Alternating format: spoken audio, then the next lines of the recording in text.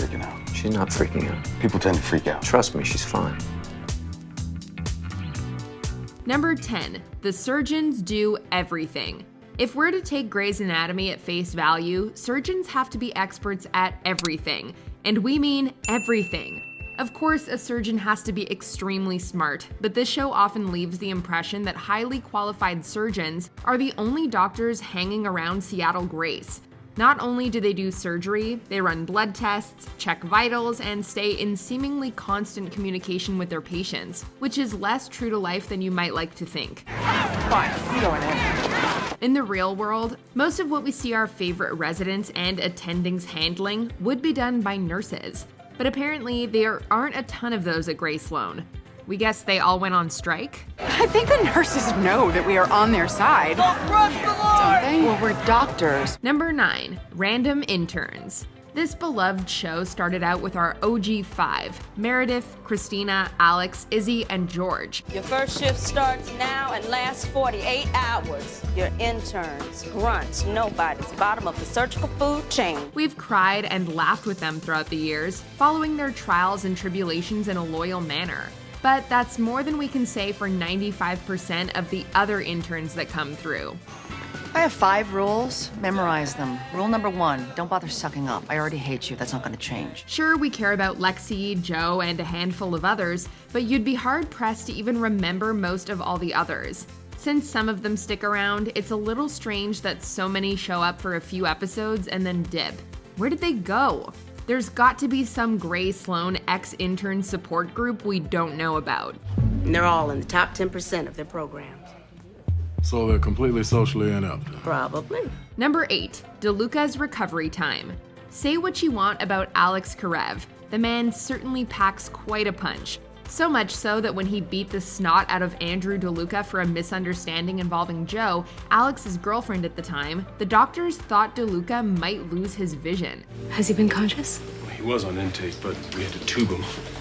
What's it look like? His head CT's clear, but he does have an 8-ball hyphema. Luckily, it wasn't as bad as all that. In fact, it wasn't as bad as anything. When Alex initially goes to visit DeLuca in the hospital, his face is completely bandaged and busted up in a really brutal manner. Get away from me. No, go away. Get out of here. Came to my house. That's all you want to talk about. Somebody. Help. I'm sorry. But just a few episodes later, DeLuca and his perfectly handsome face seem fine. Maybe a little emotionally scarred, but physically just fine.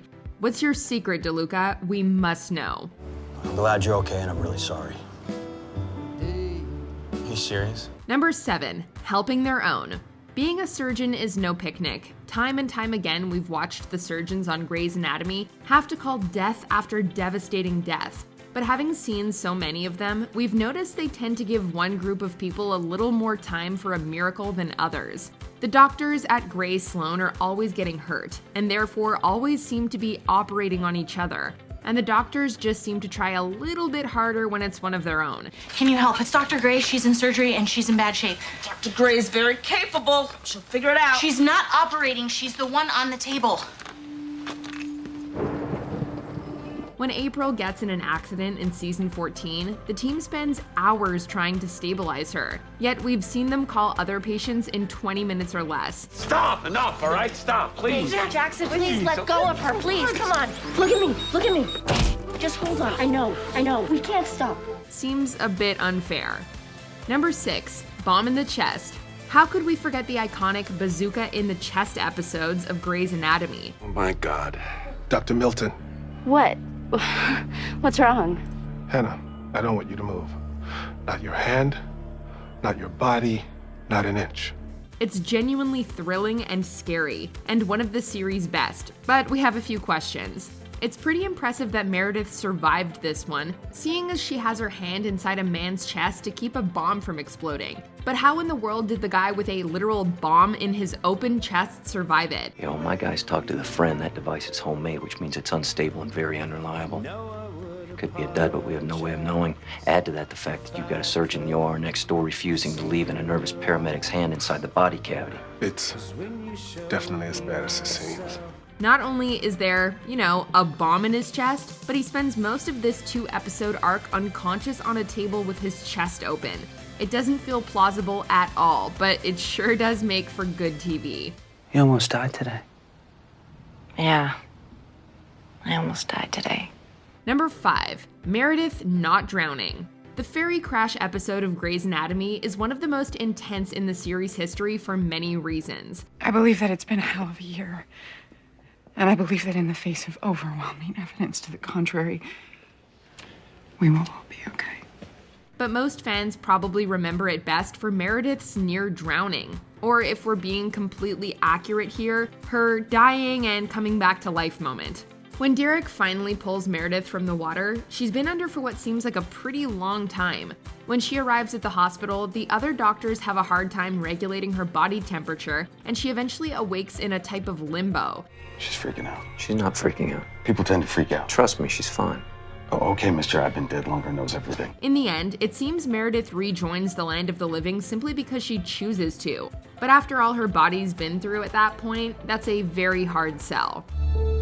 Thank you for not dying. Number 4, career trajectories. Making your way from intern to head of surgery takes a long time. 12 seasons, in fact. Or at least, that's how long it takes Meredith Grey. Put it away. You're like a rock star of the clinical variety. Please put it away. Seems plausible to us, but other career timelines on the show are not so consistent. Take, for example, Meredith's half-sister Maggie. We're told that Maggie is a bit of a child prodigy, making her way through college and medical school faster than most. Biomarkers? What? Ellis, the question, was it about biomarkers? You're a genius. Yeah, it's in our DNA. When she shows up at Grey Sloan, she interviewed for the head of cardiothoracic position. Pretty impressive, but the show really isn't clear about where she was an intern or a resident, or if that's even something she had to go through at all. I can't really remember ever not wanting to be a doctor. I knew at age 12 that I wanted to be a surgeon. By 14 that it was cardio. Wow, born to be a surgeon. Yeah, it makes you wonder about a genetic component. Number 3, Ghost Denny. You've had regular sex, but have you tried ghost sex? No? That's fine, it would probably be weird. It definitely was in season 5 of Grey's Anatomy when Izzy's long-dead fiancé suddenly appeared to her and started following her around. Denny was a fan favorite but had died in season 2. We'd seen him pull something similar to this before. He visited Meredith when she was in limbo after drowning, but this was something different. See? I told you I was real. Not only was Izzy alive, but she appeared to really be able to interact with Denny. And we mean in the biblical sense. Ultimately, Denny was just there to deliver news of Izzy's cancer, but we'll never forget just how weird this sequence was. There'll always be surgeries. There won't always be fiancés who come back from the dead. Good point. Number 2, all the doctor deaths. Just based on this list alone, it might seem like Meredith is the only doctor at Grey Sloan who's had an unusually high number of near-death experiences. You can't work on your family. Everybody in this damn room is her family. But the doctors at this hospital don't just have to deal with death in the form of their many patients. They have to deal with it from each other, too. It seems like doctors are just dropping like flies, and usually in a quite gruesome fashion. Who's George? What? John Doe, the guy who threw me out of the way of the bus, the guy who saved my life. Everyone's crying, and they keep saying, John Doe is George. Who's George? Whether it's George getting hit by a bus or Lexi's plane crash, these docs just don't have a good track record. We realize this probably has more to do with actors wanting to move on from the show than anything else, but it still makes us sad. I love you. I love you. I love you. I love you. Number 1, Alex going back to Izzy. Alex and Izzy were fan favorites from day one. They both had other great relationships that were important to them, but when they finally got together for good, it felt like a long time coming. What? Some things simply speak for themselves. But after recovering from cancer, Izzy gets fired for making a mistake at work and leaves Alex because she believes he snitched on her. I don't know if she's coming back. What do you mean she left? Where did she go? This effectively ends Izzy's time on the show for many years, until out of nowhere in season 16, she comes back. Turns out Izzy had twins, and they were Alex's. So despite the fact that Alex had moved on with Joe and was happy for the first time in years, he just left her. I'm sorry.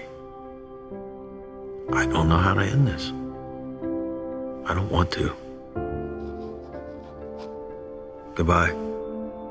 Make it make sense. Did you enjoy this video? Check out these other clips from MsMojo and be sure to subscribe and ring the bell to be notified about our latest videos.